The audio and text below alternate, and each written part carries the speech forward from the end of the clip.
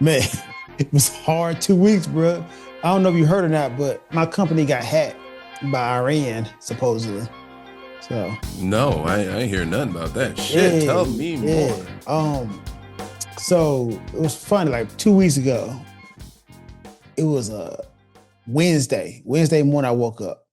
My phone was white. When I say it was on the hello screen from the iPhone, it was totally white. And I woke up Yeah. and I said, this is an MDM wipe, like a mobile device management wipe. I'm like, damn, did they just fire you, boy? I'm like, damn. So I was like, yo, did I get fired?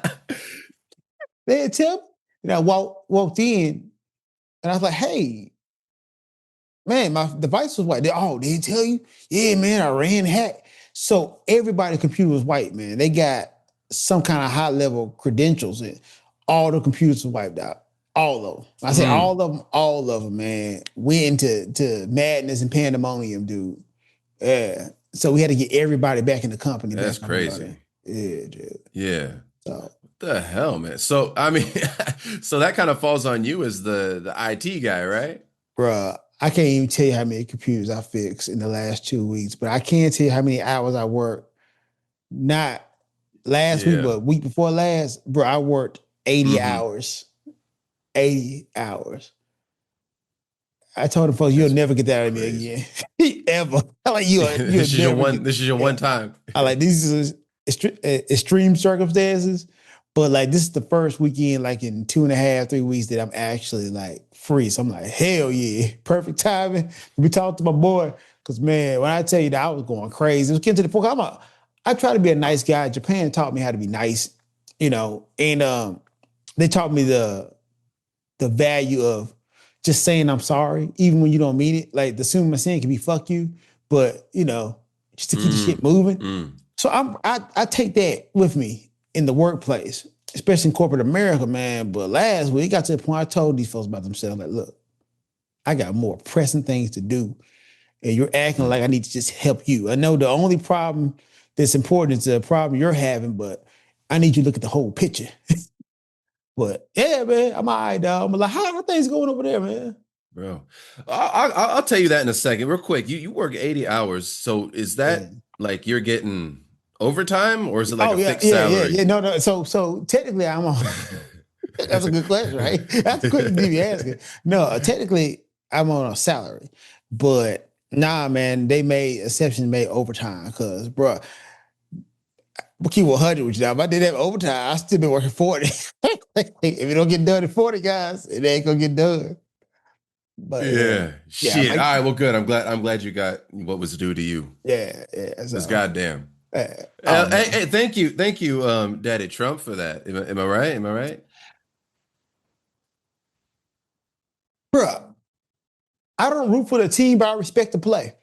Like, like I ain't out here rocking with Iran, but I was Yeah. like, good job, dog. Y'all guys like, yo, good play. And then I don't know how much coverage y'all getting about this war over here, but Mm. these folks are going crazy, man. These Trump supporters, bro, they are spiraling out of control trying to defend this dude because they realize they ain't getting shit. Like they literally ain't got nothing. Everything they claim they wanted and they voted for, they ain't getting it. It's no lower housing.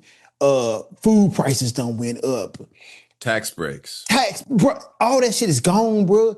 Mm. Gas prices went up. They're not getting anything. They're literally not getting anything that they voted for besides supporting the Mexicans. That's all they Mm. getting, dog.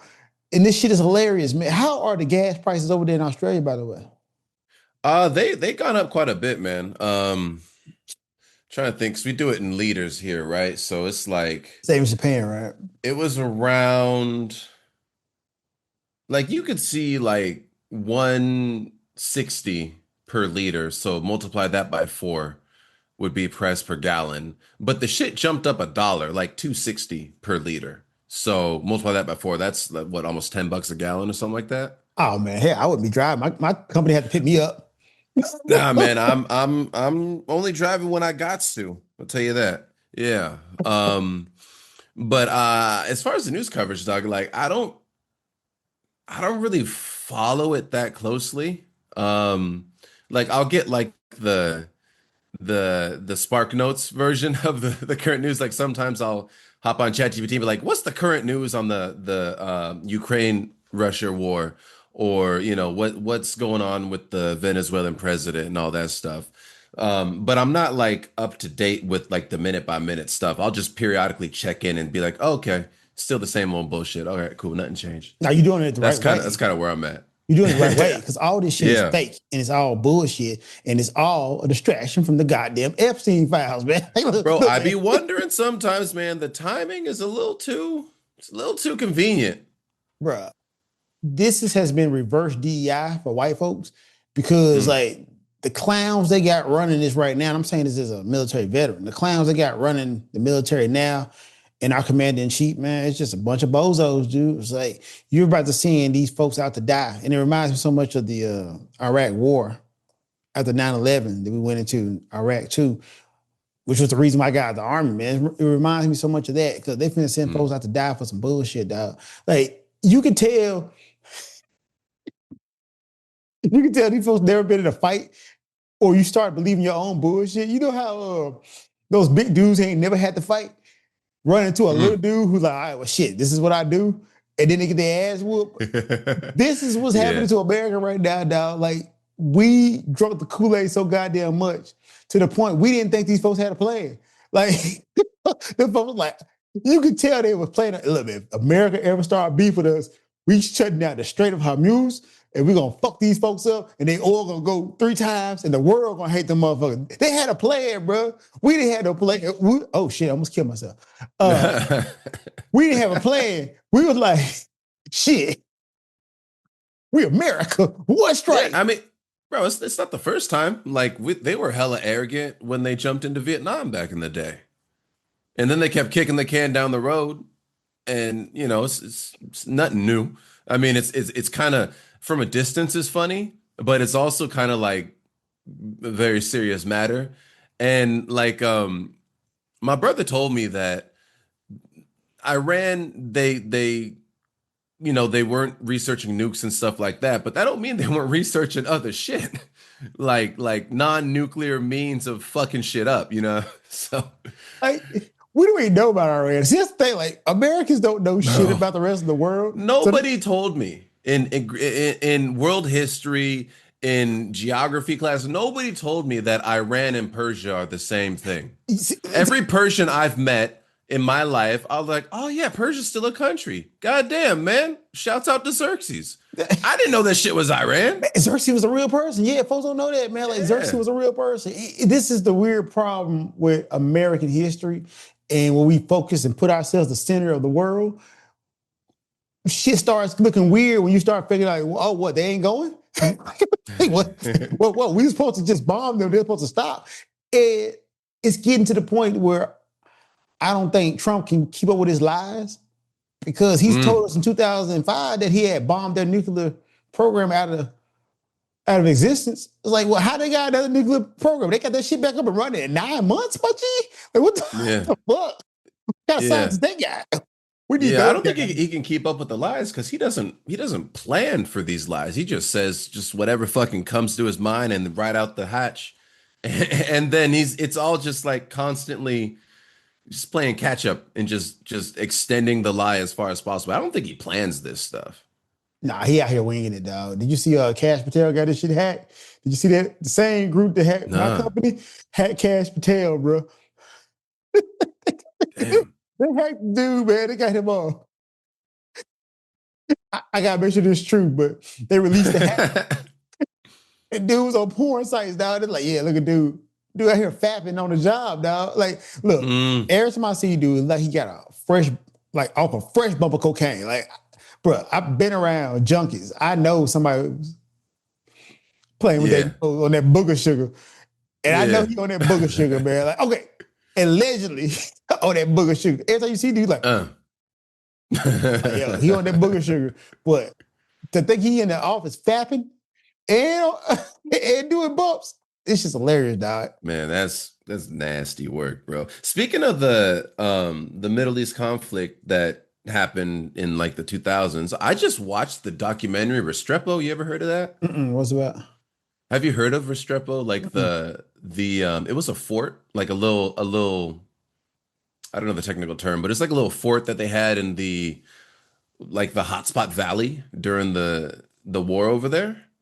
And it's a 2010 documentary about like the soldiers who went and built it. And it was, I guess it was like the that group received the most gunfire per day, per week, per whatever metric. It was like the hottest spot in the whole war.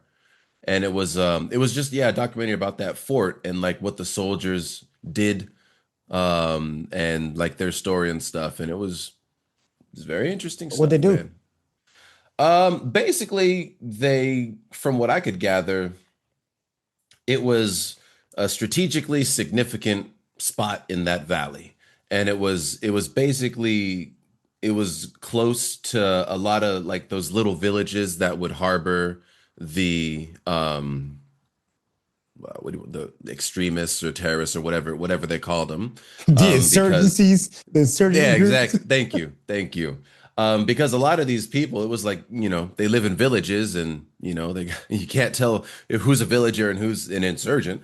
So they would have to, patrol villages and carry out artillery strikes on villages, bro. And I mean, it's the shit that you would expect to see, like kids got killed. Mhm. And they did find some terrorists, but it's also like the collateral damage is one thing that like I just they don't really, I mean, they talk about it, but I don't think they They talk don't. about it enough, because it's like we took out these military assets, and I'm like, so how many people that aren't involved in this shit got killed in that? And it's like it's a statistic, and it's like these are people who are not your enemy that got killed in your crossfire. Like, I don't know, that was one of the things that bothered me about watching that doc. And it's not that they didn't act like it was a big deal, because the soldiers, I mean, they're kids when they're over there. They're traumatized, right? But it's like just seeing it, like they blew up this house and there's this family holding like this small child that's alive, but like they're all charred and shit. And um yeah, it was basically just like a look at their daily, like the shit that they went through Yeah, nobody at wants to see that how the little sausage is fort. made, dog. Like nobody wants to see that because if you start seeing that, then you know the cost of it. And the problem is now that most war is like push button. They gamified war. Like they just sending drones over there bombing Mm, people and calling it a day, man. But when you start seeing that, you start realizing, yo, dog, it's a cost to this shit, and nobody really wants to pay the cost. So when I was in the army, that was like the most traumatizing thing for me, like having homies who just didn't come back. It was just it. I'm like, yo, they gone. I'm like, you're not gonna see them no more. And then, because everybody think soldiers are just mindless cogs in the machine, but to know you're going over there for some bullshit, that makes it even worse. Like, man, what the homie die for? Like, what the Ford die for? He died for some bullshit because yeah, this man over here want to get some oil. Bro, I don't know. yeah. History repeating itself, man. But I think we need more documentaries like that. We need to like start showing this shit, Mm, calm this shit down. 100% agree. And Yeah. I mean, I just feel like as long as war is legal in the world, like we're never gonna get like to where we want to get to as a planet or as the human species or whatever. Like these ideals of peace and pacifism and one world that works in unison with everybody else and everything. It's like it's all a pipe dream as long as war is legal. Then it's like if the only solution to our problems after a certain point is to kill each other, then like what kind of future can we hope for? Is Well, just kind of what it seems like to me. I don't believe in utopian societies. Yeah. I don't. Like anybody who peddles me, we can all have world. Fuck that, though. You're not a realist, dude. Have you not seen this Hmm. world? You haven't lived long enough. Mm. If you giving me that shit, only Yeah. thing I'm hoping for is not to be fucked with. Just don't fuck with me, bro. That's even in America, dog. My whole philosophy is don't fuck with me. Just leave me the fuck alone. Like when you Mm. start imposing shit, that's when I start the American in me really starts getting up. That was my whole problem with ICE and the police department. Like, bro, leave me the fuck alone. Like, Yeah. just leave me alone. I don't care what you think about me, dog. I have done everything I wanted to do in life. Everything I wanted to be on movies. I've done that. I wanted to make rap albums. I've done that. I wanted to travel to Japan. I've done that. I wanted to be with women for multiple ethnicities. I have done that, bro. I've done everything I wanted to do. All that I need you to do is just leave me the fuck alone. That was a dream of mine. Like, yo, can I get multiple ethnicities? You say, I got the proclivities for the ethnicities, my brother. You dig what I'm saying, player? Look, I'm not saying that like I'm trying to like diminish women, but now that was like one of my dreams. Like, man, yeah, I want to, bro. Yeah, explore. You know? Understand, bro. Like a lot of people don't understand what it's like, to grow up as a guy, at least in America. Especially growing up on hip hop and R&B, bro. It programs you a little bit. It does, man. It does. It does. Speaking of it, it's a hard pivot, man. I'm sorry, dog. I want to catch up with you, but did you watch that versus for Tyrese and Tank? I seen part of it. I started watching. I didn't finish it yet, but I started watching it from the beginning, and I've also seen like random clips here and there. Overall, it looks like it was an entertaining show. I will say that. I'm sorry, I should say my co-star. Bro, your co-star Tyrese Gibson. How did it feel seeing your brother on stage with R&B legend Tank, the brother that you had a trailer next to and you shot a Adam Sherman film with? Hey man, let me just say this, Tyrese, buddy. Turn your music down. Turn your music down a little bit, buddy. Turn your music down a little bit. Every time I came into the trailer, are you gonna up and meet me now? Like, man. He was listening to his own music? He had his own music on blast? Yo, I ain't gonna lie. So true story, man. When I first got into the trailer, I was taking a nap, man, just waiting. It was a lot of hurry and wait on set. Mm-hmm. I was just waiting. And boom, how you gonna up and I woke up like, boy, I was cold with this one, man. You should have seen me in 2002, boy. I was killing him with this. I was like, who the hell Tyrese, dog? What the hell? I'm like, oh. So I get up. I'm like, man, this music loud as hell. So I walk over to the next trailer. I see Tyrese Gibson. I'm like, hey, no way. Nah. I'm like, Tyrese Gibson. I saw one Tyrese. Like, yeah, sure enough, was that guy bumping his music back to back to back to back. But I ain't mad at him, dog. I ain't mad at him. Man, got some hits. You got some hits. That's hilarious. That's fun. Did you know he smokes? The marijuana? He lit up a cigarette on stage in the verses, and I was like, I didn't know, especially as a singer, like I didn't know that he smokes tobacco.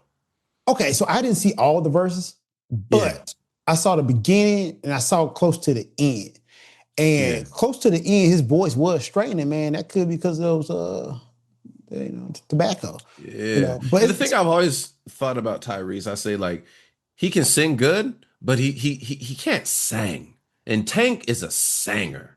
Like I'm not saying like I love all of Tank's music, but vocally, Tank he's like a top tier vocalist. And Tyrese is like he's a good vocalist. He can sing.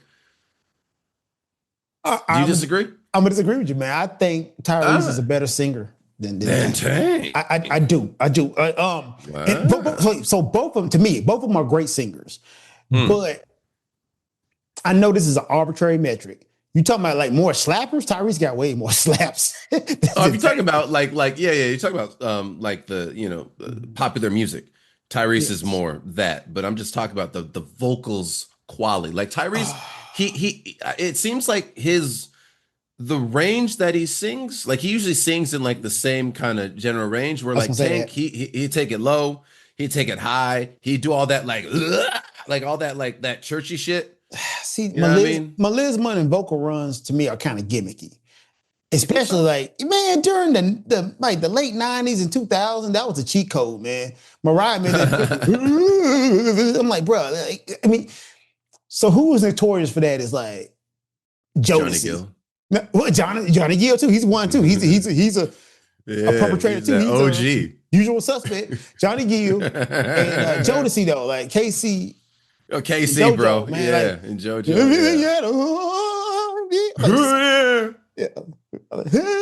Like, bro, just sing a note.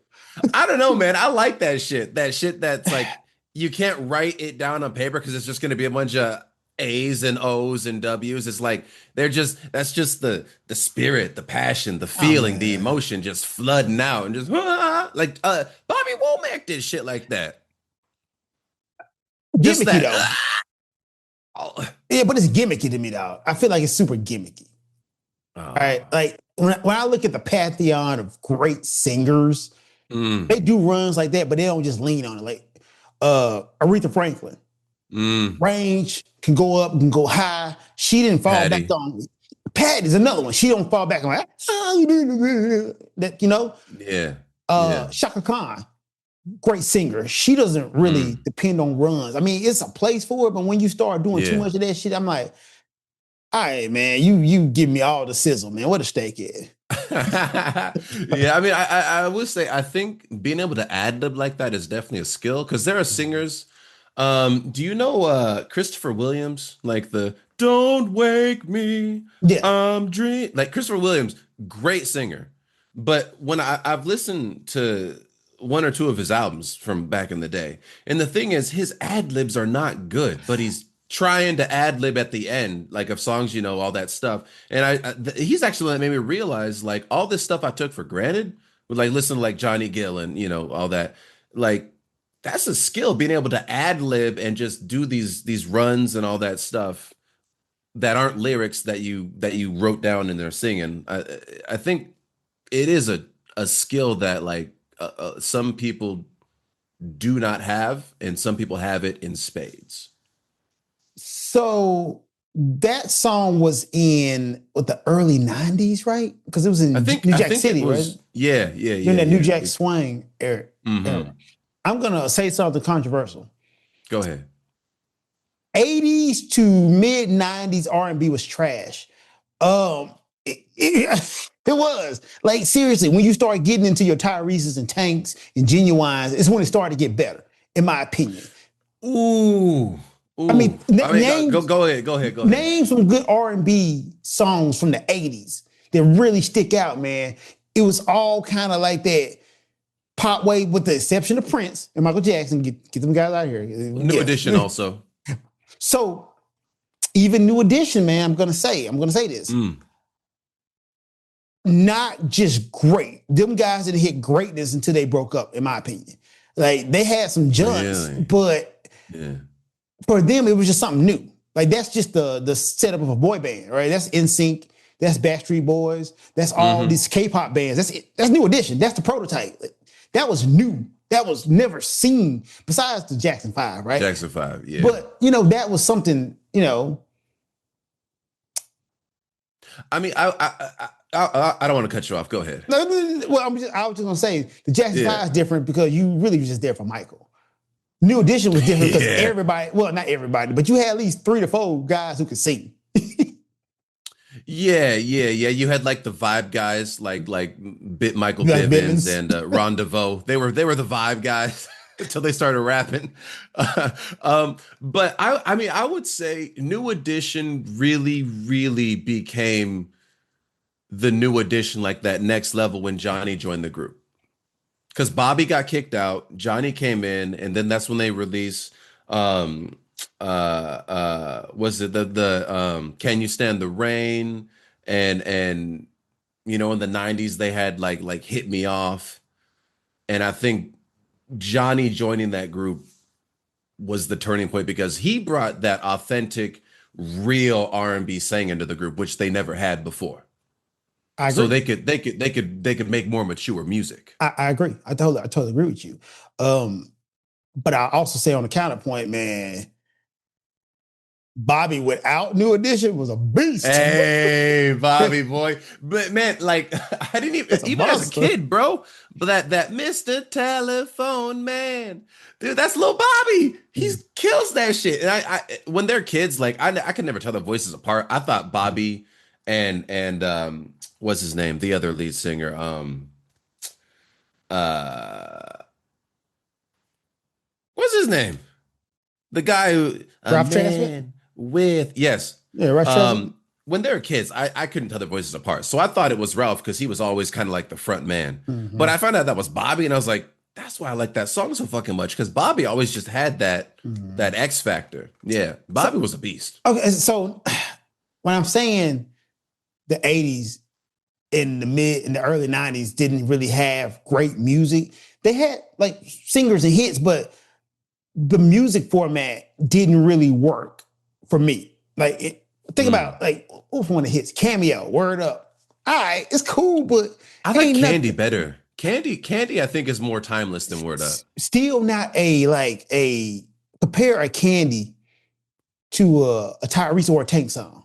It doesn't hold up. Or a Genuine song. It just doesn't hold up.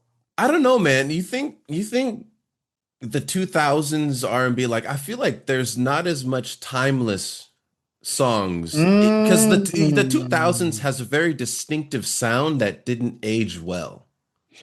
It's I'm, like all that that's my all 80s that argument. That's my argument for the 80s. That's literally my argument for the 80s, man. It didn't age well. Yeah. Yeah, I guess it could just be taste because like the 80s you had like the whatever generation of the Temptations, they had that Treat Her Like a Lady and all that stuff. It was chasing hits though. Like a lot of those bands, like even the Gap band, I think Outstanding came, which I Outstanding ain't is heard that. like that's good stuff. Outstanding. Oh no, oh yeah, the Gap Band. Yeah, yeah, Yeah, yeah, the Gap yeah. Band, like Oh, but they I had love hit. that song. I mean, Yeah. look, it's a hit, man, but all those bands were just basically chasing. They were just hanging on, right? Mm. But man, I'm trying to think. I'm gonna look up some What would you 2000. say about like because you got like Boys to Men, you had Aaron Hall and Guy, they got No, some classic man. stuff. See, yes and no. Blackstreet. Can I just be honest with you, dog? Yeah, go And I ahead. ain't the only Go one to ahead. say this, but Babyface writing is not good. He don't write good songs, bro. I ain't the first person to say this, but Babyface really don't write great songs. And all It's those, very babyface. Yeah. it's very basic in Babyface, right? And if he ain't singing it, then because I think his songs worked because he was singing it and he just had that unique baby faceness. But Mm-hmm. if someone else is singing a babyface song, like I totally agree. Like the writing is not like, that the top shelf It's writing. not at all, Yeah. dude. Yeah. Yeah. Like Yeah. you had prolific writers, like Prince was a prolific writer, and Hell his yeah. songs hit hard. Hell But those yeah. Babyface ones, and let's just think about some of those singers. Keith Sweat, not a good singer, bro. Like He's actually the thing is like I heard he said that he was a baritone originally. Because his talking voice is pretty low, but then I don't know why he started singing like all up in here. you sound just like Because him, he can man. actually he can I grew up on that shit. Me and my pops, man. But like I don't know like why he did that, but like his falsetto is fabulous. Like he can actually sing. He just made an artistic choice that was what it was. Gerald Levert, he could sing. Okay, Gerald can sing.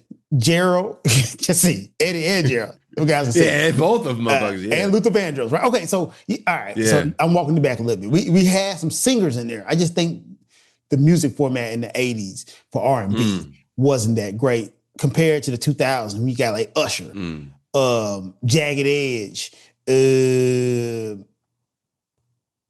Chris Brown got his start in Chris the Brown got his 2000s. start, right? Who else we got? Alicia Keys in 2000. Yeah. Yeah. So not to we gonna say it, man. R. Kelly. R. Kelly, when did he drop? He came out, was it early 90s, right? I 90s? would say mid 90s though, right? I'm saying like mid 90s with the takeoff, because that's the inflection point where R. Kelly comes on Yeah. the scene. That's when Mm. shit start taking off, bro. I'm just gonna be honest. Like that's when the next level of R&B is there with Yeah. R. And Kelly. I think part of that is that the 80s into the 90s was like that transition from like live bands and The program live music, backing yes. tracks. Mhm. And then exactly. And then I think that transition, there definitely was a time when it like because it's not like this is the point where this one stops and that one begins. It kind of like there was that overlap. Right. And like I think, yeah, a little bit of that was, yeah, it didn't take You're off. totally right, because Aaron Hall is the prototype for R. Kelly. Like the whole get down was Aaron Hall at first. Man, With he bald if he head. if he had a better personality, bro, he would be a legend. Talk about Aaron Hall, or R. Kelly. Aaron Hall, man. I agree. If he I agree. just had a reasonable mindset, because his vocals, man, he bro, he could be a legend in this shit, but he had his issues, man. I mean, he's a legend to folks who know, right? It's like, it's the, okay, Yeah, that was like the run of the bald headed dude with gold teeth. Cause you had Aaron Hall, R. Kelly, Joe, Joe. Avant. Like, they all Yeah, look the yeah, same. You're like, yeah. yo, this is the pro. What Like, didn't I miss you. classic. I'm tagging to you. You Wait, what's bad. his name? You bad. That was Aaron Hall, man. No, that wasn't Aaron Hall. There's a no, though that was Aaron Hall. I'm No, there's like, another one. wasn't that? No, you're right. That was Aaron Hall. Case. I mean, what Oh, he had a song. dang. What was K song? Let me see. It was similar to like I Miss You. What is that shit? Na, na, na, na, na, na, na, na. Na, na, na, na, na, na, Oh, na. happily ever after. I'm missing you, baby, baby. Yeah.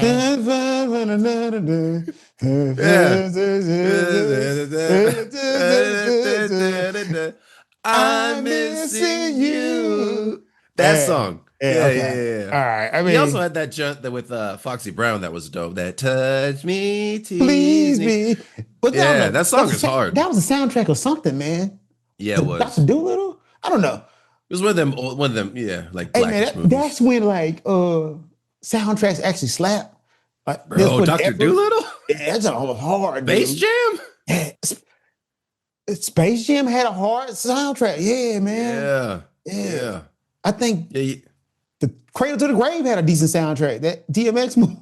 sure. I haven't listened to the Belly soundtrack, but I'm sure it was probably pretty fire. Man, I don't remember listening to the Belly soundtrack. I ain't seen it, but if Nas and DMX are in it, like the soundtrack can't be trash. It can't be bad, right? I've never watched Belly Yeah. myself, man. Like Hype Williams.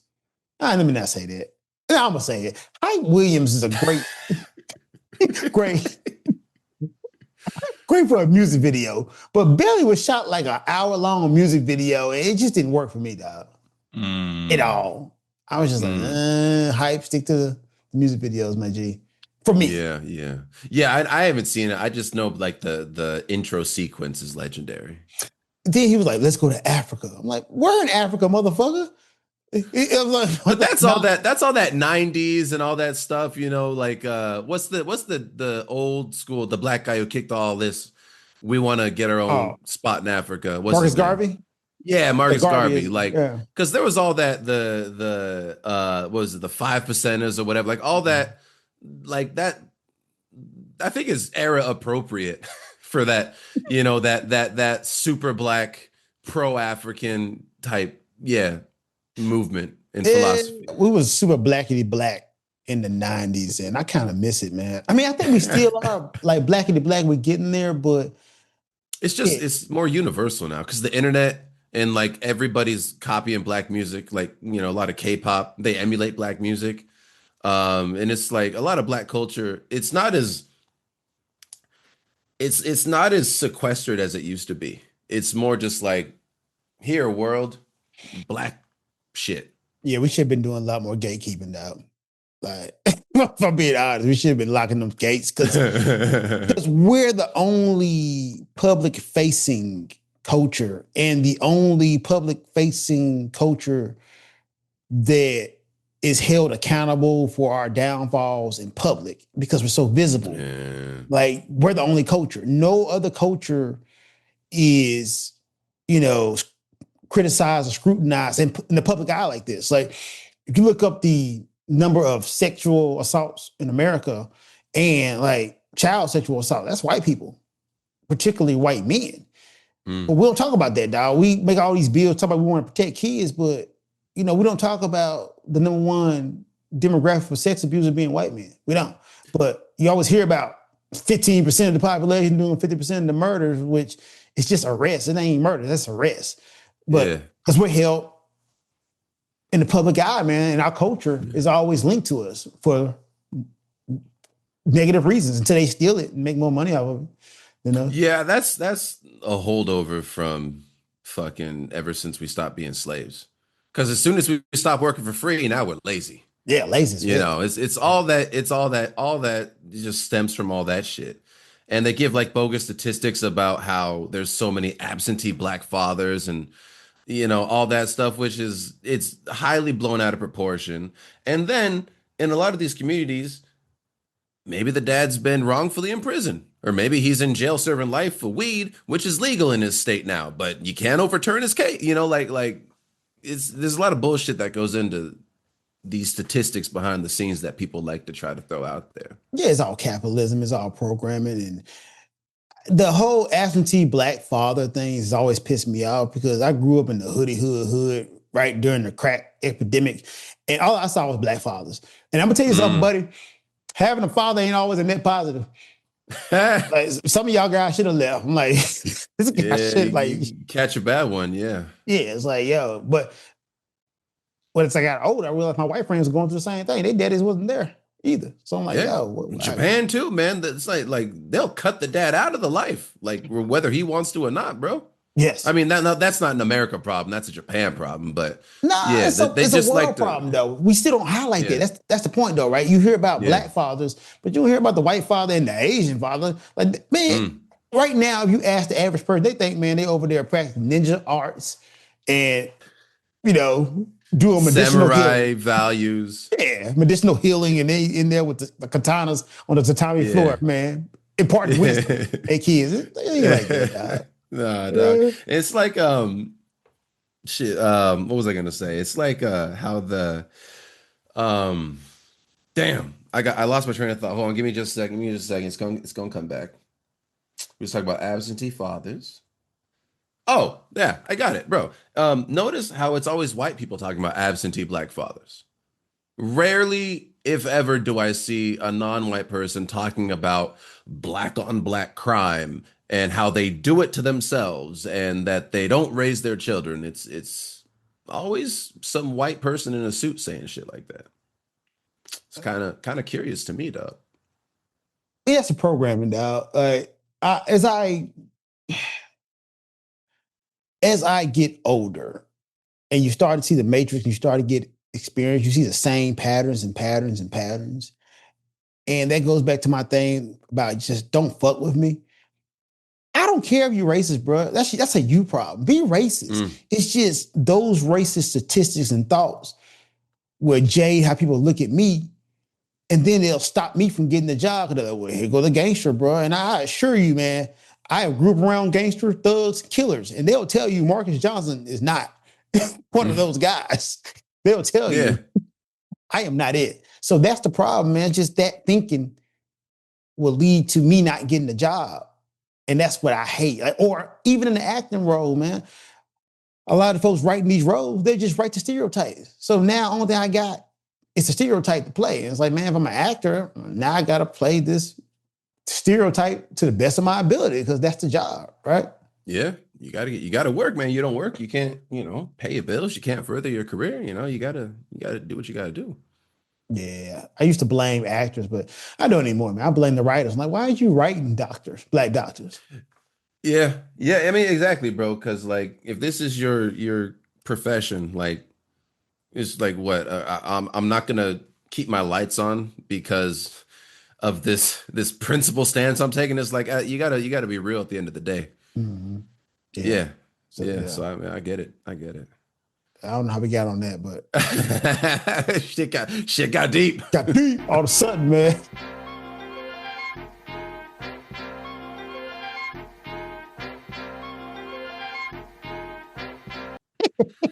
But nah, man. Let me tell you what's been going on with me. Let's see. I got started working on an audio project with the homie over here. Did I tell you about it last time? Yeah, but give me more details, man. You was working on it. I didn't Yeah. know is it out yet. Yeah, well, we are almost ready to like put it up on Spotify, Apple Music and stuff. We just gotta make a few little changes to the tracks and stuff. But a couple of the tracks are finished, and we just need to like get it like registered on online and all that stuff, get all the paperwork in order. But I started making some content, just like like little subtitle videos and stuff like that. So like we're getting close to the finish line of releasing, and it's pretty dope, man. I think it's a vibe because it's all spoken word, and it's kind of like it's got kind of like an ethereal kind of feeling to it. So hopefully no one else has really been doing it because we feel like we got something original. And bro, I could send you a little. I'll send you. Just don't leak the shit. Don't I was leak the gonna ask, shit. like, yo, why can't I? I do Nah, dog. Of recording. course, of course. I'm send it to you right, motherfucking now. What was the name of the group? It's lo-fi meds, like lo-fi medication. It's like medicine for your spirit, medicine for your soul. It's like, Mm. yeah, that kind of like positivity type stuff. It's like the three tracks that we've been working on. One is the value of self-reflection and growth and all that. And one is about discipline, and then one is about like motivation and shit like that. But it's all spoken word. So it's kind of at times it's kind of melodic. It's kind of lyrical, but like I'm not a lyricist, so I'm not gonna sit up here and try to just, That's start my cutting next raps. question. My next question: Who's doing the writing? Did you write it or he wrote it? So Like, I wrote it, and then my homie Ems, he does the production side because he used to work in the music industry, and he can, like he's not like a professional producer, but like he can put tracks together, and he's been making music with his daughter too. So he does that. I do the lyrics and the vocals, and then yeah, we do it like that. that's dope as hell, man. Like, that's seriously. It's And I think spoken word is underrated, man. I really do. Thank you for that, bruh. Thank you. And the thing that sparked this off is like, because nowadays, like a lot of people like listen to like, meditation apps and stuff like that. And we don't want to just copy some shit that's popular, but we want to tap into that interest and come in with something, original and unique that people can, you might learn something, or if you just want something to vibe to, like you can just kind of get lost in the vibe of the whole thing. So I think if it goes how we feel it is, then I think it could be pretty cool. I sent you a Dropbox link right now. Yeah, I'm gonna check that out. Matter of fact, let me listen to a little bit of this right now. I got time. Yeah, bro. I I'd, got I'd love your opinion, bro, because you do I you got do this time. music shit, bro. Uh,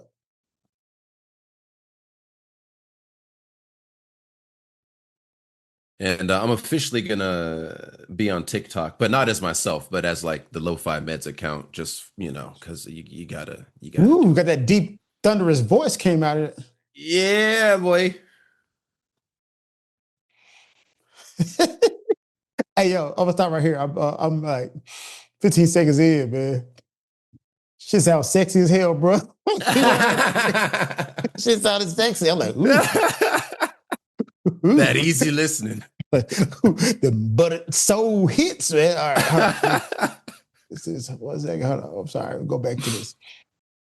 Okay, off top, I'm gonna say mixed very well. Whoever mixed this did a really good job. M's, Yeah, he'll he be did a happy good to hear job. that. He did a good job mixing this, man. Your vocal is sitting right on top of the beat. The beat doesn't overpower the Mm, vocals. Now, I will say it is like right there. It's like you're sitting on top, but the beat is like right there. hmm hmm I've only heard a minute, so I ain't gonna sit here and say that I've heard the whole thing, but off top, Yeah. it's listenable. It's like very listenable. It doesn't tax my ears, That's good. and that's a That's good good. thing. So yeah, man, off top, I'm gonna Yeah. listen to the rest of this later, man, because I don't want to just sit here and listen for 9 minutes, but I mean, I will. Yeah. Oh no, actually I think that was his mistake. The song's not 9 minutes. The actual song is like it's around 3 or a little more minutes. Loop But that I joint. think when he exported it to me, like just in the the software he was using, he had extended the beat out. So the file that I got is 9.5 minutes, but the actual song when we put it out is gonna be like around three or a little bit Like, more. man, add your So I own thought the part same here. shit too, and I was like, 9 minutes. Yeah, I was Yeah. giving it to him. Like, Now yo, we're trying to sit around like 3 or so minutes to make it digestible. I But mean, depending on the feedback, like definitely like for vibe's sake, just because like back in the day on vinyl, they used to have like extended versions where we just keep doing that. That is an option. So I think it's needed because creativity is kind of lacking now and nobody's taking risks and doing something different. So Mm. I'm already applauding it because, I'm making the longest song in Memphis history. And Yeah, that's right. I'm doing it as a kind of a fuck you because everything is getting so small and short and Mm. condensed to 15 seconds, 30 seconds. Nah, motherfucker, get your attention span up and listen to this goddamn 20-minute song. Right. So Bars, motherfucker. I like this because words gotta matter, man. Like words have to matter. But Yeah. so much of music now, not just rap, but music now is just beats. And it's kind of pissing me off. As a producer, it pisses me off. I'm like, dude, words. Mm. Y'all don't even care about words no more. I'm talking about everything. Songs, rock. I'm like, y'all just saying shit. Yeah. Oh man, thank you for that. I like that feedback. Cause as you know, I love music, but I'm not a lyricist. Like I can write a rap here and there, but like I'm not ever gonna be like call myself a lyricist. Like I'm not like you, for example. Not Like like your someone brother, who man. Your brother hard too. not like my brother. Your brother Yeah. hard too.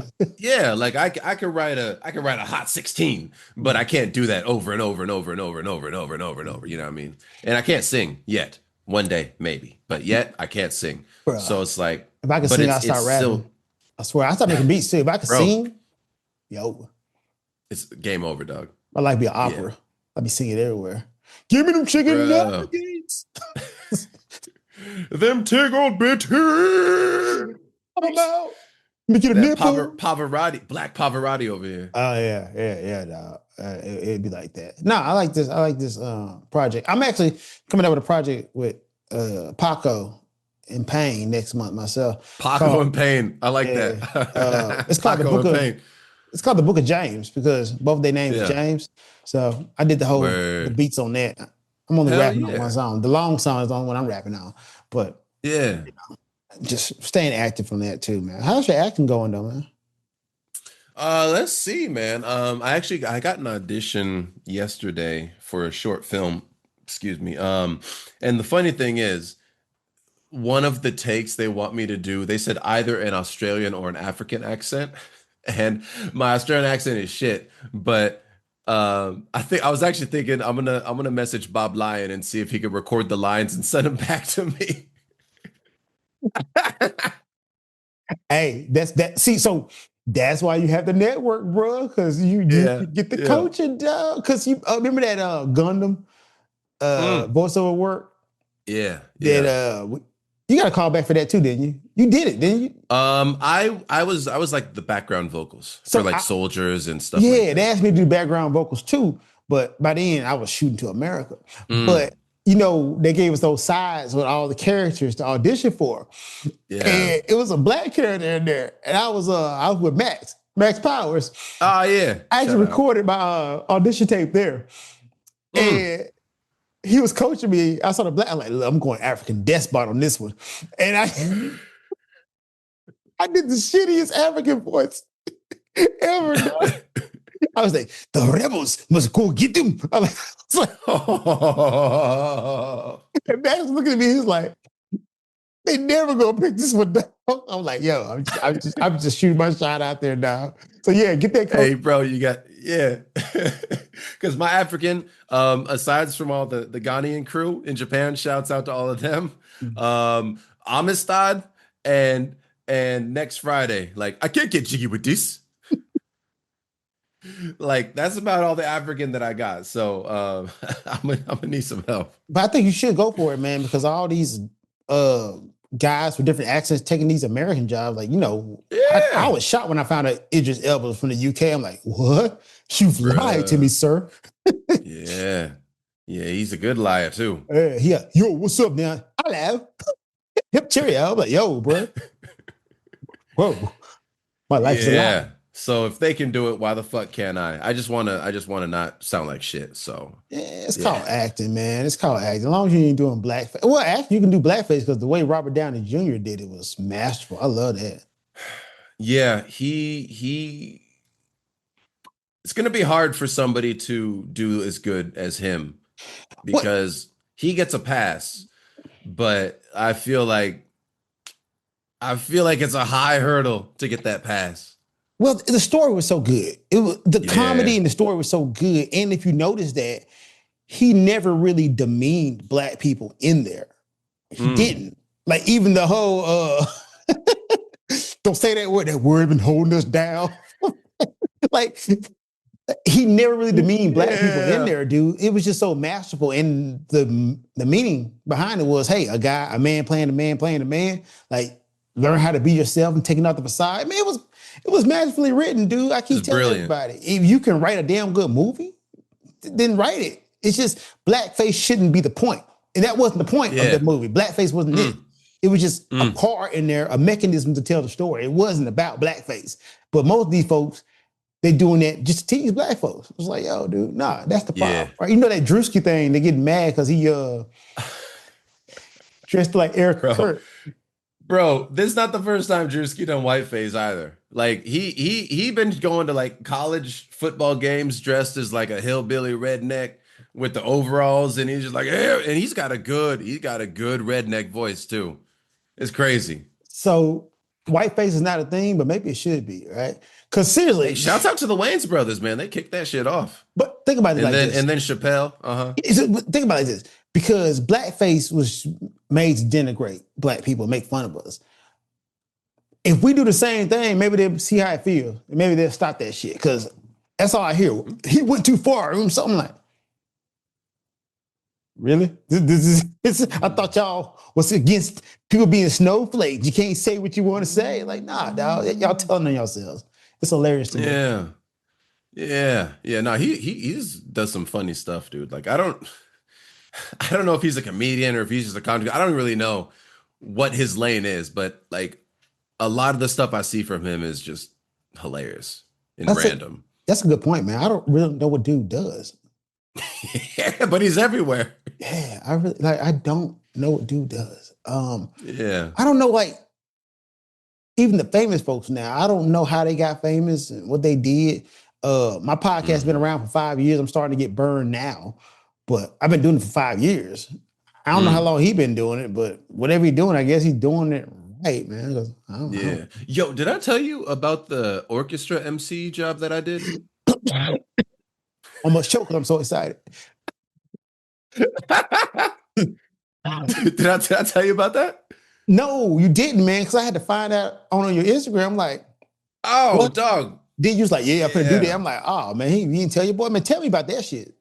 Bro, yeah. So Studio Ghibli had an orchestra coming from Japan to perform in Sydney, and they needed a bilingual MC to um, MC for the show and also translate for the audience because there's like Right. an interview section and stuff. And they brought over original singers from Ghibli movies, like Princess Mononoke, the main song, like the Classic. Goosebumps right bro. now, actually. Yeah, Goosebumps. he was there. The lady she voiced the mother in Totoro and also sang the Totoro, Totoro. Do, She do, was do, do, there. do, do, do. Yeah. Her daughter was there also singing, and then another famous voice actress and singer was there, and like I got to meet them before the show, of course, because we got a game plan, the talking points and stuff, and make sure that I'm properly receiving their message so I can relay it to the audience. And Oh, that's bro, dope, dog. bro, it was such an experience. And just watching the orchestra like warm up and do sound check, I was like, oh my God, Oh man. There's nothing bro. like a live orchestra, man. Like the feel, the instrument, the acoustics in the good hall, and just the Yeah. mat. It's like I tell everybody, if you have a chance to go to like an orchestra, go see it. Mm, Like the you feel it. Like you feel it in your chest. I was percussionist, so like a lot of folks in when they go to see concert halls, so they don't like sitting by the timpanis and stuff like that. Me, I love that shit. I'm like, yo, mm. sit me in Tiffany Row. I love that Let me shit. feel that. Yeah, I need that bounce. But man, that is awesome, bro. Yeah. So I'm sorry to ask you this because I'm a Yeah. Ghibli fan. I love that Yeah. shit. Been to the Ghibli museum like 3 or 5 times. Yeah. What's your favorite Ghibli film? I mean, I gotta say, I say Mononoke Hime, Princess Mononoke. That was the man. I saw Princess Mononoke when I was in middle school, and I didn't even know what Studio Ghibli was. I Mm. loved Japanese anime, and I knew it was an anime movie, but I didn't know that Studio Ghibli was this thing. And so, like, I grew up loving Princess Mononoke, and then I wasn't until I was into my adult life that I learned that it was a Ghibli movie. And I was like, oh, that explains a whole lot. I'm gonna keep 100. I saw Mm, Princess Mononoke, but I was like, "Oh, this is good." But that ain't the one that got me to Ghibli. And I'm gonna sound like a basic bitch when I say it, mm. but Spirited Away. Oh, Was bro, it classic. Sento Chihiro? Was it Chihiro Tosin? Was it Sento Sento Chihiro? Chihiro, Yeah, I think Sento is what it is. Chihiro. Yeah. Bro, when I saw that, like, bro, I'm in. Mm, Like, yo, mm, the imagery, the mm, gluttonous humans turning into pigs, and why they turned into pigs because they couldn't stop. The significance of losing your name and like not having a name, and you can't find yourself, but then find who you are, all because of the name, and then knowing who you are, and the hard work, friendship, bro. mm. That movie tore me apart, bro. I'm like, yo, like, yo, that's my favorite one. Yeah, Like, no, that's a banger. That's a banger for real. I got nothing against that. And fucking, of course, Totoro. I don't know, man. My favorite character in Totoro, I think, is Mei, like the little sister, because she's just such a little badass. Like when she gets her serious face on and she's like, like I don't know, man. and I love that Totoro shit. was a weird one for me, man, because it's not bad, but Totoro don't really do shit. The movie, it ain't about Totoro, man. It's named after Totoro, but Totoro don't do nothing. Yeah, Totoro don't do shit, man. Totoro just He like, yawns, he sleeps, he yeah, smiles. Yeah. they don't really like. Was it Hal Castle was Mm, better to me than Totoro? Like mm, Ghibli got some mm. bangers. What was the one with the pilot? Was it Porco? Porco Yeah, Rosso. yeah, that was better than Totoro Yeah, to me. Like Ghibli got some sleepers, dude. Like some they do. bangers. Yeah. Yeah, yeah. They got bro. Have you seen the Tanuki one? Oh, with the big The balls? yeah with the big Yeah, balls and yeah. they spread out that Mm-hmm. nutsack so they can fly. Blah. But also, and the music always hits though. In every Mm, Ghibli film, man, they take so much care with the music. It always slap. I have yeah, tried to sample two of their songs, but I got caught. yeah. But But they they're like caught me. They're like, man, gonna take this shit down. I'm like, you they right. don't play. It's like Disney, bro. They don't Yeah, play. yeah. I tried to sample. They're like, nah, man. I'm like, word. Yeah, Okay, you got me, yeah. guys. Fair enough, guys. I tried. I Yeah. tried. But but like it was really like I when I was in the car home after the show, I was like, I feel like I went into a dream and I'm coming back to the real world now because like the Totoro music, like you said, bro, it always hits. And when you're there and like the orchestra, like you said, you recommend people go see the orchestra, bro, because it like envelops you, dude. Like you're like encapsulated in this music, and it's like this bubble, and it was Ghibli songs. So even when I'm like when I was during the show, like I could kind of enjoy the music, but I was also like backstage checking my notes and like, don't fuck this up, don't fuck this up. So I couldn't enjoy it as much. But when they were doing sound check, I could just kind of chill and be like, oh, this is fucking dope. And the performers, dude, they were all super nice. Especially after the show because I didn't fuck it up. Like they were very happy with my performance and like they gave like a little like gifts and like omiyage, and I was like, oh, I think that means I did a good job. And so that was super dope. And then funny thing, the dude who sang that song for Mononoke, he is from the neighboring town where I lived my first 3 years in Japan when I Oh, in the was teaching South? in Yeah. schools. He's from the neighboring town, so he's like a local legend there. So we kind of hit it off and talked about that a little bit, and it was a very special experience, dude. And I never thought in all of my years like my life would overlap with Ghibli because it just seems like this different world, Hayao Miyazaki and all them, like they're on a different plane of existence Mm-hmm. that I shall never step foot in. And then this job just kind of came into my radar. So I shot my shot, like I like emailed him. I was like, I lived in Japan for 13 years. I've done MC. I'm bilingual fully. I love Ghibli. And they got back to me right away. And we're like, can we have a phone call? And then they offered me the job. So That's it a flex you was, don't really brag about enough, man. Like being bilingual, you don't like brag about that shit enough because I tell everybody it's levels to this shit. I can speak Japanese, but I can't speak Japanese. You can speak Japanese. Like every time you can talk, I'm like, well, I'm just gonna shut the fuck up because this man got it. Hey, That's what I seriously, do. If I had no army, I would shut shut the the fuck fuck up. up. Like that's what I do when you get to speak in Japanese. I'm like, watashi wa makas. That's how I sound. Like when you get to speak Japanese, I thought I was good. I'm like, oh nah, got it. You got it, buddy. No, but you made a great point about the music because great music builds a world. It builds a world and it sucks you in. Try watching any movie without music. That shit becomes trash, bro. It Yeah, does. all you get is Foley and people talking. Watch a horror movie without the music. What? She gonna be scared. She's gonna be like, oh, wow. Yeah, yeah. You know, the music what sets the emotional tone and lets you know kind of how you should feel at this part. The music says that, man. And once again, Ghibli does that masterfully. Like it's only few, like John Williams does that too. Like the whole Jaws theme was like, bro, that encapsulate a shark. Like I don't know how you did that's genius.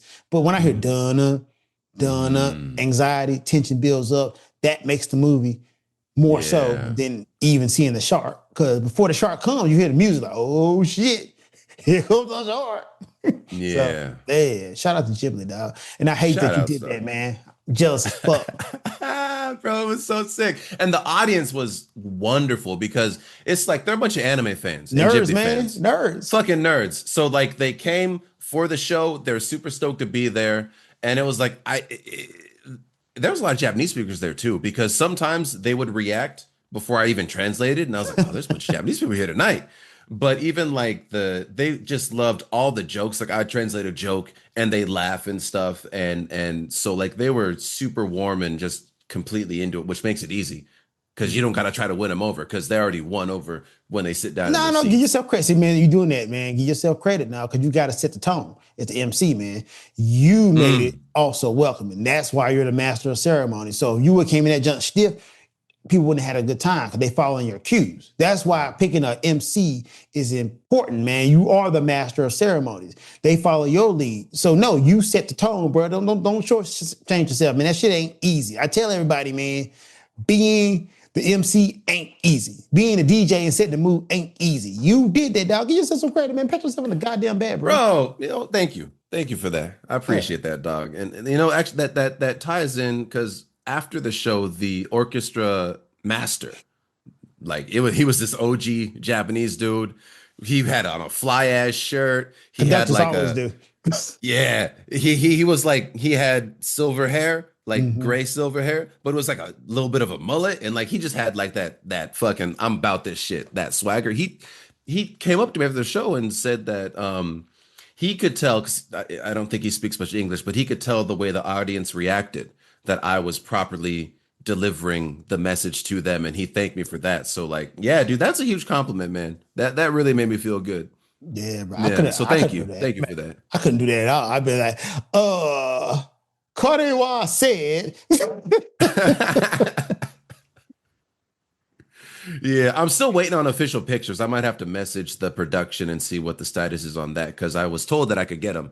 So once I get those, I'm gonna throw those up online too. And put them in your resume, dog. That's pad up the portfolio a little bit. Yeah, I ain't gonna lie, my IMDb page is looking pretty good for 2026, man. I got some stuff on there. It's looking pretty good. I'm like, you know what? I might get a few more jobs here. Bruh, how far are you from Atlanta? I'm about 6 hours from Atlanta.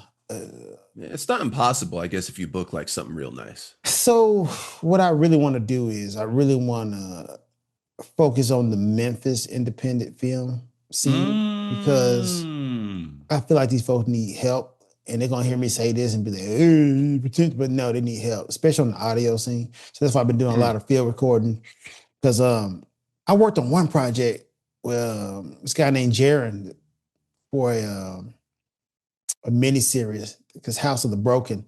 It's kind of in the Tyler Perry vein, but I did audio on that. And his writing was good. So I'm actually proud to be a part of that. And then my homie Isaiah is filming another movie. and I might do audio on that. He didn't talk to me about it, so I may not. But even if he don't get me to do audio, I still want to like help him out because he's from the city. So I really want to like up the quality of productions here in Memphis, man. And I want to shoot a film too. I'm writing a film, not the film I want to do or the one I was writing before, but I'm writing like little stuff that I know can get done in this area because sometimes you gotta deal the cards, play the cards you got dealt. Yeah. Sure. Big facts, man. Big facts. That's a really good idea because like I've heard successful people say one of the keys is linking up with people who are on your level or close to your level, which I mean, in this case, it sounds like your level's a bit higher with the sound production, but you get in with them and you grow together. And that's how, because people who are already up here, it's few and far between. They're going to be like, yeah, dog, let me bring you all the way up here. Like you might get lucky, but if you get in with somebody and then y'all grow together and you build this thing, and then the sky is the limit. So I think like if you can be successful with in the Memphis independent scene and grow it, and it starts to get some clout and more widespread credibility, and then bro, and then you're already solidified in it instead of trying to get into something that's already big. I mean, that's a dope play, bro. Yeah. I mean, Atlanta is there. Tyler Perry got that shit on lock, but there are movies coming out of Memphis, and it's a lot of flaws, but the major flaw is audio, man. That stuff be sounding like shit, dog. I'm like, did y'all just get audio straight from the camera? And the answer is yes. They got audio straight from the camera. I'm like, what are we doing? Yeah. What are we doing, guys? Yeah. I mean, I see you kind of upgraded your setup a little bit. You got the little mic right here. Your camera's been like auto zooming and shit. I see you. No. We're not gonna glass over the fact that your get up is a little bit upgraded too. You got I see the lights in the background. Oh, Got you a shell. Yeah. We trying. I see you making it home, making the house a home and everything. I see you now. Yeah, like Luther said, man, a chair is still a chair when no one's there, but a house is not a home. House is not when a the home. Two of us are far apart. God damn it. But what? Because that's a Rode mic you got there, and we've been thinking about getting for auditions and stuff like a little like clip-on mic and stuff. But like, what do you got, and what do you think about it? All right, so I'm gonna keep 100 with you, man. This Rode Podcaster mic is just good for on the fly stuff, and it came with two receivers. Only problem is this one transmitter does both channels, so you can do stereo. If you do mono, you can split it up into two channels. It kind of works, but if I'm gonna be honest with you, man, the only benefit of this is mobile. Is small. I can hide it, but if you use the Rhodes lavaliers to come with it, not a great sound. I had to actually borrow my homie's Sennheiser lavs to get a decent sound. Like when I'm doing podcast sound like here, it's gonna be kind of echoey and boomy, but like when I use this Sennheiser lav, sounds a lot better than the Rhodes lav. So you're gonna have to get some good lavs to go with it. But honestly, there's better sound than mics. They are. I mean, this is decent though. Right. It's decent. It's all right. But when I say this is movie ready, nah. I mean, I will use it if you just have to have lives, depending on how much you pay me. Like if you paying me what I want, I'll go rent some Sennheiser lives and I'll get you the sound you need. But like you on a budget, you're gonna get these Rhodes. And you're gonna love it. I'm gonna hook my live to this junk. You can put a live, hook a live to this junk. Yeah. There you go, buddy. Or I just use my boom mic. I'm gonna boom that. You out there with the boom? Doing all that? I'm out there, man. Yeah, little baby Steve Lefebvre over here. Yeah, man. Shout out to Steve. Shout out to the OG, man. Yeah. I'm out there, dog. I'm out there doing them long ass hours. Yeah. Getting it. Getting that workout in, shoulder press. Yeah, bro, that shit looks tiring. I'm not gonna lie, bro. It's hell, dog. Like sometimes, I'm gonna say this, dog. I ain't gonna say what set I was on, but was Tyrese there? He wasn't. Not this one. Tyrese wasn't this set. but it was a Memphis shoot I was doing. Mm. Dude was fucking up repeatedly, dog. Dude did 10 takes. 10 takes, bro. He didn't get it right until like the 15th take. And fucking up, like, was he acting? Was he doing sound or Acting. camera? No, he was Acting, yeah. acting, man. Mm. And it got to the point where my arms kept getting, I'm like, bruh, how many times you gonna do this shit? You don't know it. And I told the director, I'm like, bruh, where I'm from, 10, dog, you get fired. 10, we gotta bring somebody else They in, ain't got dog. time for that. Yeah. Yeah. I'm like, bro, because this ain't it. He don't know his line. He ain't taking this shit serious. At this point, man, just feed him the shit. Right? Bro, what's his name? He was in Django. He was Jamie Foxx's co-star, The white guy? the dentist, the white guy. Yeah. Oh, what's his name? I can't think of his name right now, but I heard a rumor that he often does his lines one by one when they're filming, and it's very annoying for everybody else, but the end product is magnificent. Is what I heard. I forget where I heard that from, but you never know when you watch the shit. So, like you said, just feed him. Just be like, repeat after me, and keep the camera rolling. And yeah, I mean, I guess, Yeah, I've seen that yeah. too. I've seen firsthand some stars get fed their lines. And that's okay. Like, look, the end product Was is what we Tyrese look for. there? He may have. He may have been there. He may have been there. Man. Can't confirm. After a certain level, bro, I guess like you don't have to give so much of a fuck.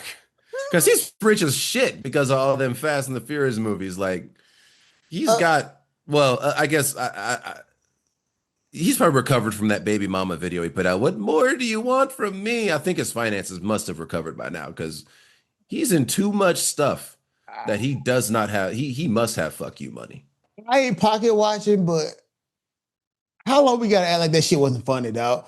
Like that Funny shit was forever. hilarious. It's like, bro, the whole setup. Look. Some folks be like, well, see, that was a black man having a mental breakdown. We shouldn't talk about that. And my rebuttal to that is, man, if you had kept that shit private, I never would have known about that shit, right? But you did it public. Yeah. So you do it public, I can comment on that shit you did publicly. But that whole shit, that whole setup was hilarious. He was like, I paid like $90 for child support. She still wants money. What do you want from me? I just want to see. I just want to see my baby. That was the funny part. And you know, I'm not. I don't want. And of course, we are not belittling what he was going through. No, not at all. Because that's some real shit. No, but the way that it was presented to the whole world was pretty fucking funny. That was a lesson, I think, for everybody, man. Because sometimes you get on these social media sites and you feel like the audience you have is an intimate venue. You feel like you're kind of talking to friends, but as a wise man named Lexcaliber always says, man, social media ain't real life. And you can't put that out there, man. Like people have to really take more consideration about what they post. I do the same thing. Like I am open-minded, and I speak freely. If I think the shit, I'll say it. But I'm also willing to ride with the consequences behind it. So like all my controversial shit or shit I say, I don't tag you or anybody else that I work with in there because I don't want to attach them to that shit. Like I'm cool with the heat, but I don't need you shooting at people I'm doing business with because of shit I said. I'm cool with you shooting at me, but I ain't trying to fuck up the business. So, I mean, that's all I took from that whole Tyrese incident. I'm like, bro, you can't just be putting shit out here public. Like get a therapist, dog. Like, get your homies. the internet is not your therapist. Hell yeah. Hell yeah. Yeah. Nah, dog. Like, get some homies. Like, seriously, every time I see celebrities do that shit, I'm like, man, you ain't got no friends. Yeah, bro. Like, look, no excuse should you set up a camera to record yourself crying and put it online. Nah, just fucking, like you said, get some help, talk to somebody, whatever. But like, don't just, I just don't know. I don't know what to do. And it's just like, bro, I don't care if the person you didn't want to be president is president. Don't start crying, set up your camera, and record yourself crying. Don't do that shit. It's corny. I don't believe it. It's disingenuous. It's just, yeah, if you need some help, get some help. The internet is not your therapist. So you hitting on something, right? Because that's the only thing I say, man. I need to believe you. So black conservatives. It's a thing. People are like, oh man, how can you be a black Republican? My parents were black Republicans. I know a lot of black conservatives. I have no problem with black conservatives or conservatism. It's just when I think you ain't really invested in it, when I don't believe you, I have a problem with because there's a lot of goddamn grifting going on. It's like I know you don't believe in this shit. Like Stacey Dash, that was my whole problem with her. Like, you don't believe in this shit. You trying to get a check. That's the thing that pisses me the fuck off when you don't really believe in the shit you say. And that's what it is. Performative, dog. These folks are here crying to get attention, man. No. Yeah. Shit, no, Yep. dog. No, exactly, dog. And, bro, another thing that bothers me is I've seen some talented rappers on social media. Like they ain't blowing up and they're not in like that main sphere of rappers, but like they're on the come up and they're very good. But these motherfuckers caption their own videos in the third person and post it on their profile like, oh my God, this guy doesn't miss, is the caption on the video. But it's like you wrote that about yourself as if it wasn't you writing it and you posted it on your profile. Like get a burner account and do that shit. Because once I see that, even if I like the rap that they're doing, it's a battle. Like, should I give them a like or not? Because this is some fuck shit. Like, don't talk about yourself as though it's not you that's talking about yourself. And like, oh man, this is the song that they don't want him to sing or whatever. And you're just like, bro, you said that about yourself. That's corny, dog. All right, I'm gonna play Pay devil's somebody advocate. else to do it or whatever. But yeah, dude, that shit bothers me. I'm playing devil's advocate, right?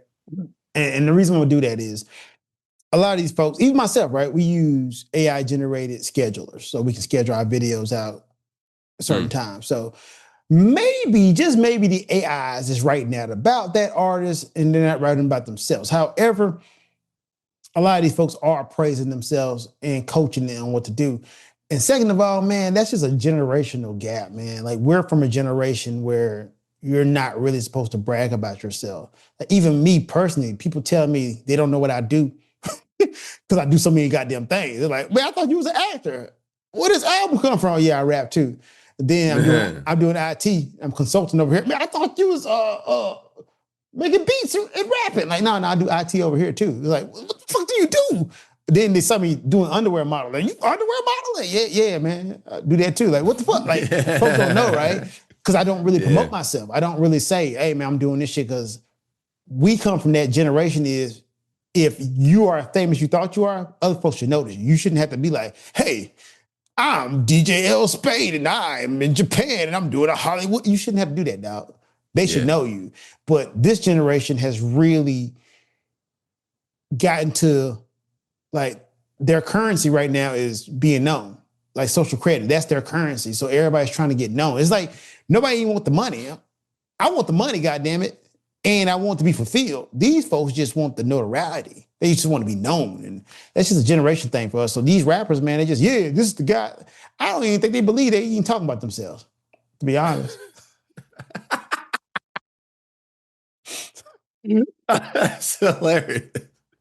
Yeah. Like, seriously, man.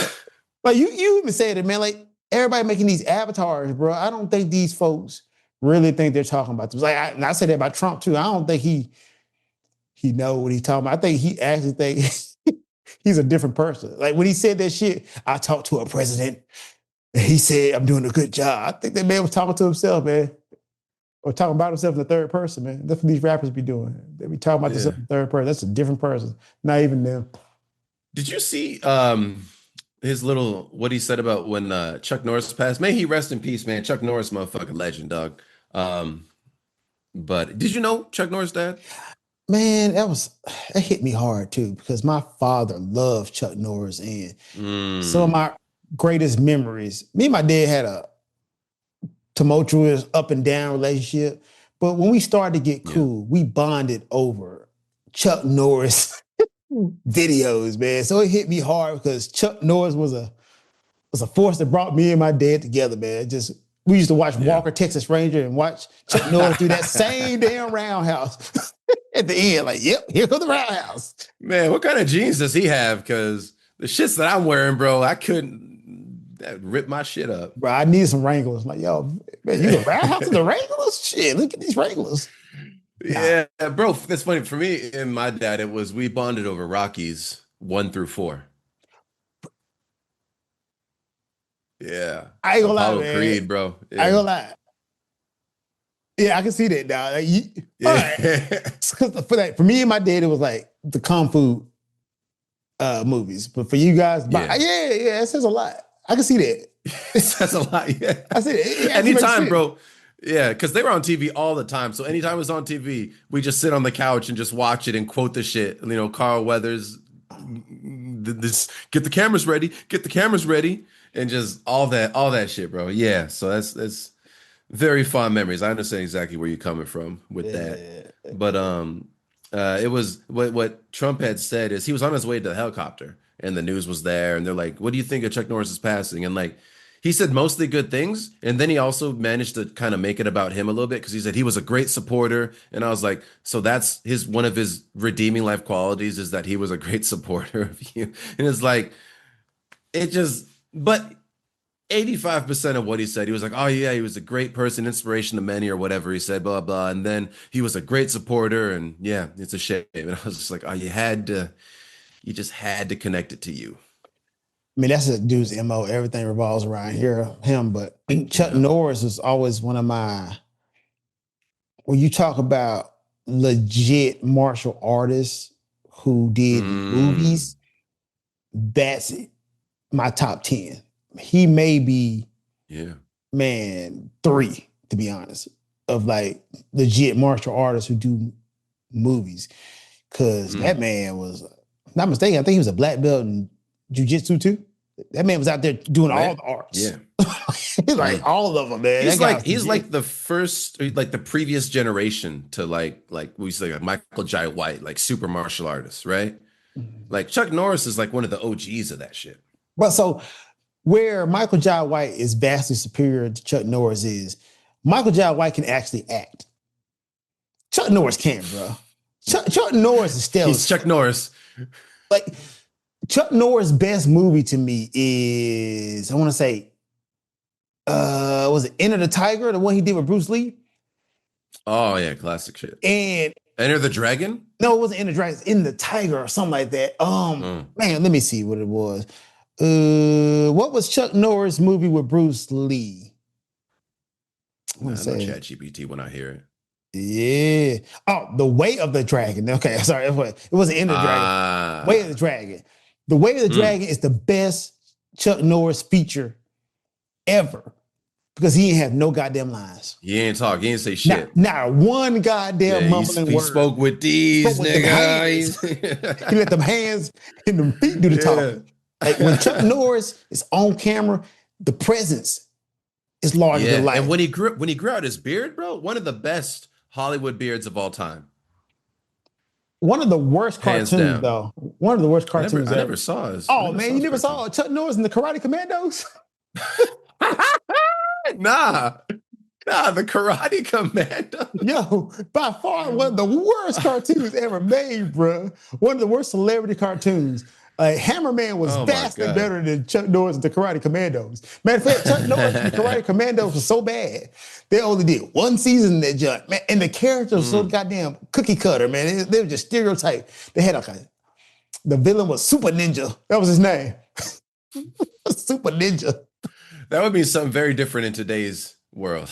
Yeah, man. Like, Super Ninja. Super Ninja. I think his friend was like a sumo wrestler. And then a karate man, a samurai karate man who spoke in parables. Yeah, it was. Of course. It was problematic, man. But yeah, Chuck Norris, the Karate Commando, man, that was trash, bro. Bruh, that shit's hilarious. Yeah. I guess you ain't make it back in the day unless you had a cartoon.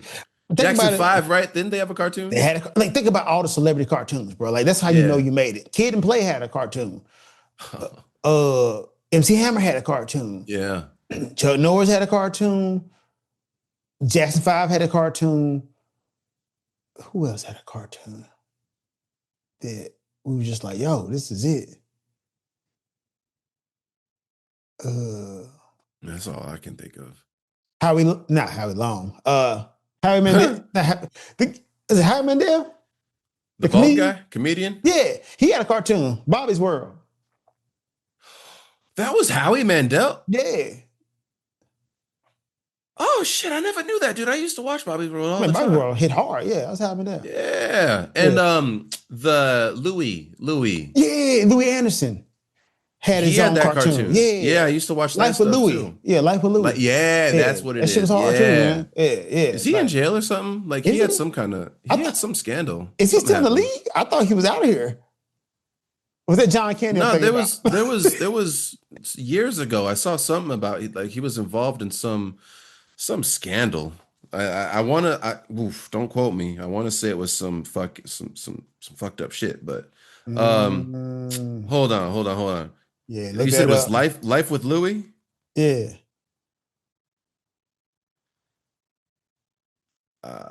Let's see, because he was a comedian originally, right? Yes. Stand-up comic. Yeah, Louis Anderson. He was involved in 2 notable scandals. Oh, he died in 2022. I didn't think he was in the league, dog. I'm like, I didn't think he was.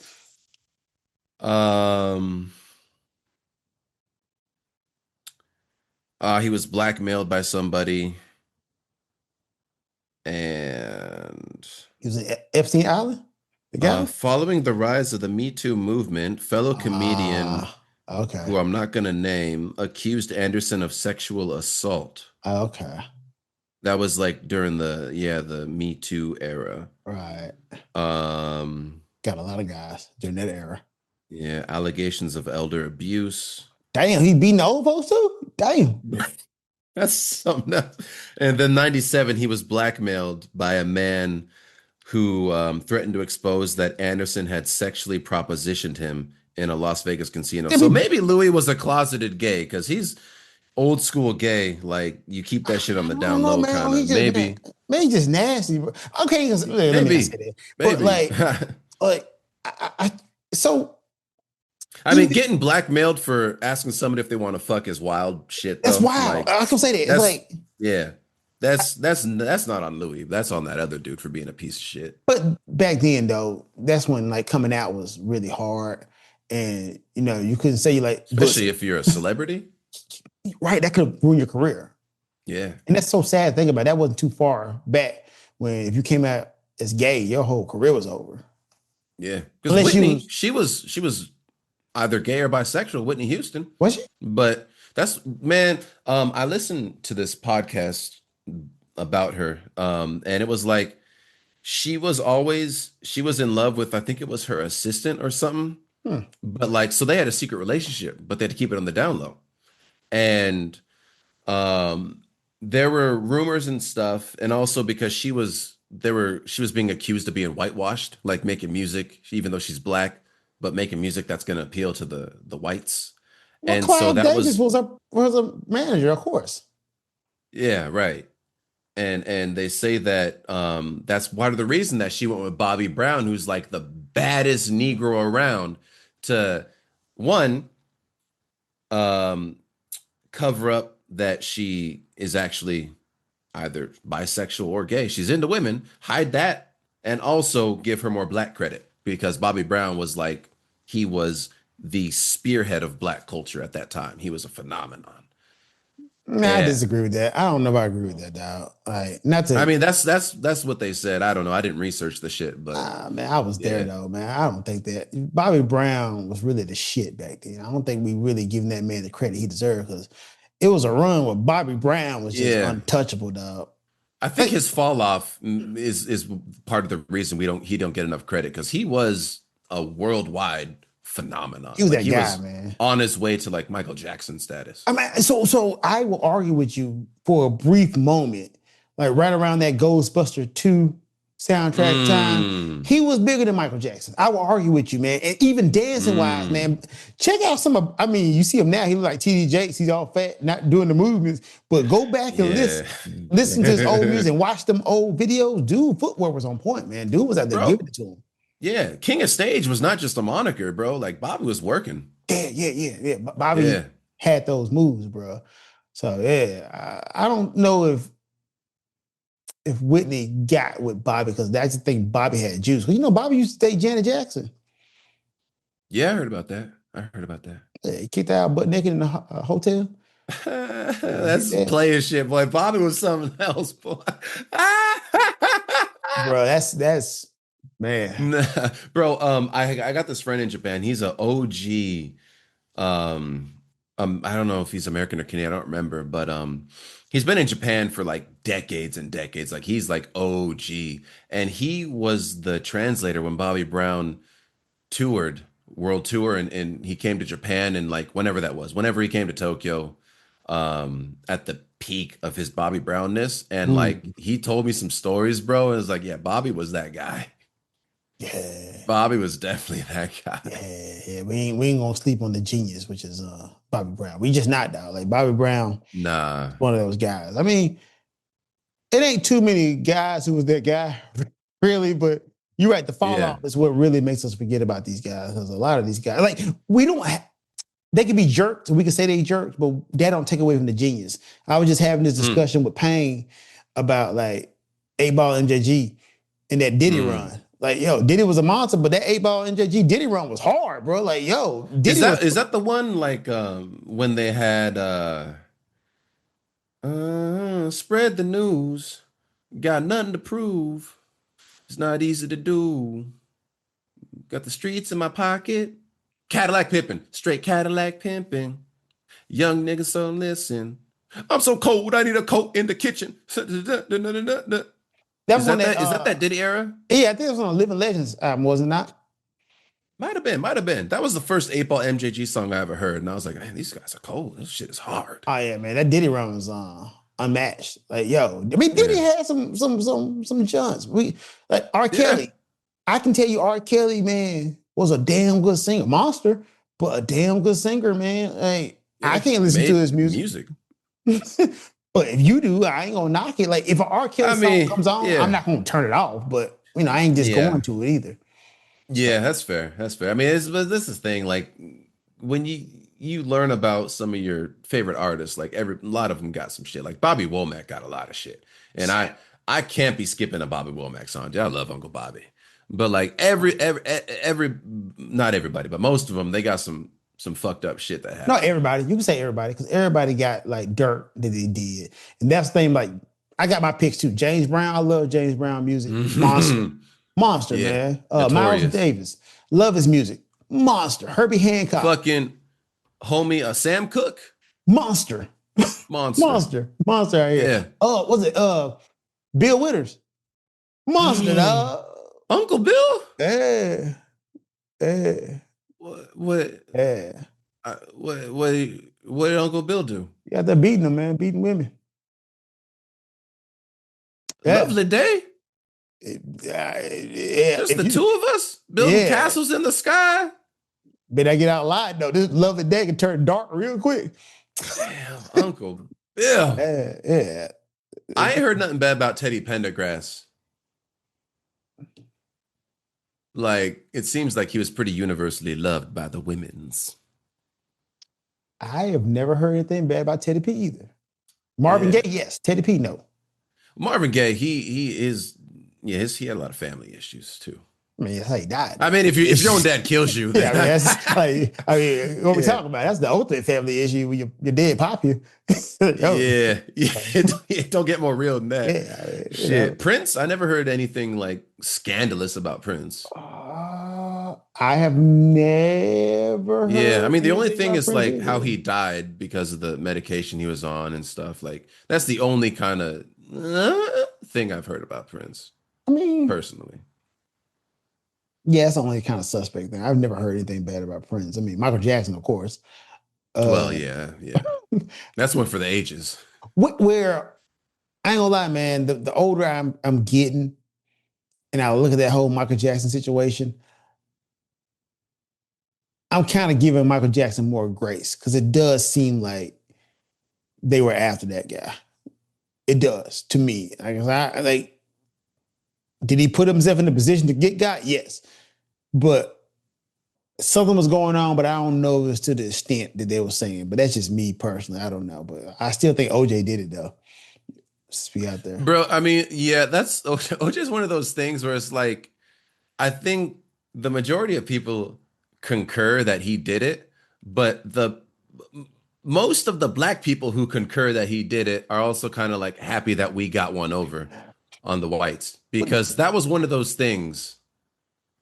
Yeah. That was the whole point, Like, man. yes, That was the whole point. The point all the was shit you did to us, yeah, we got one on you. it wasn't even the all the shit you did to us, man. It was just I remember during that time, and the trial was going on.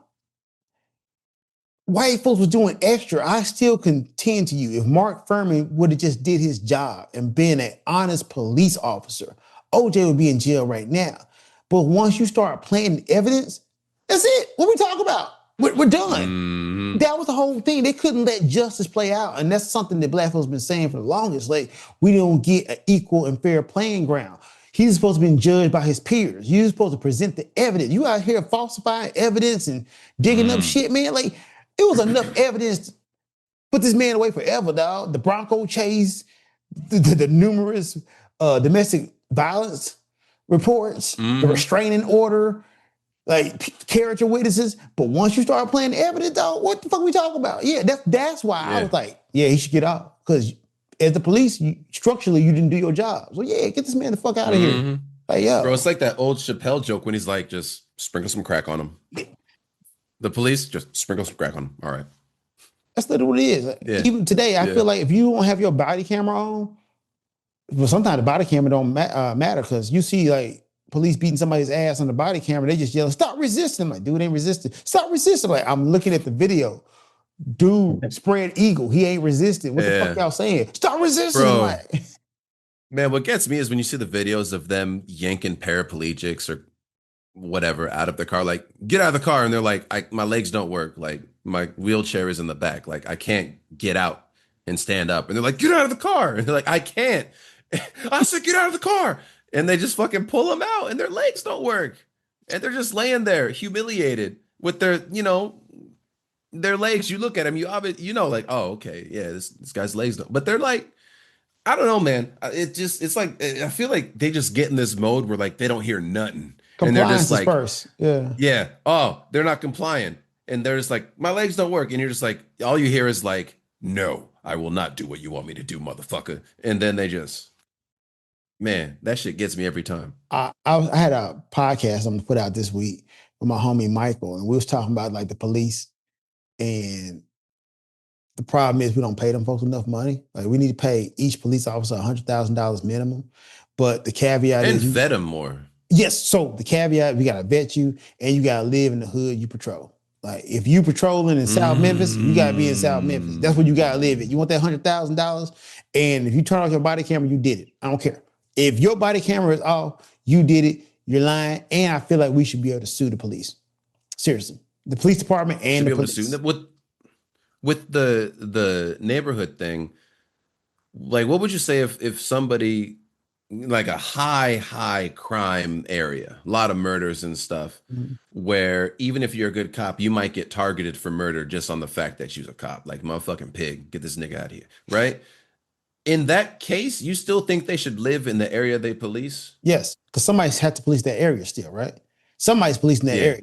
If it was a high crime area, somebody's doing it. But just most likely what it is, the cop coming in from the good side of town, going into the bad side of town, then going back to the good side of town when he's, oh, nah, dog, be there. You need to be invested in that community, because these folks ain't really invested in the well-being of these communities, dog. They just keep the savages at bay, the animals at bay. That's how they look at it. So nah, man, live there. And I'm gonna give you $100,000 minimum. I'm talking starting out $100,000, man. Like, the first people who should get their money is the popo.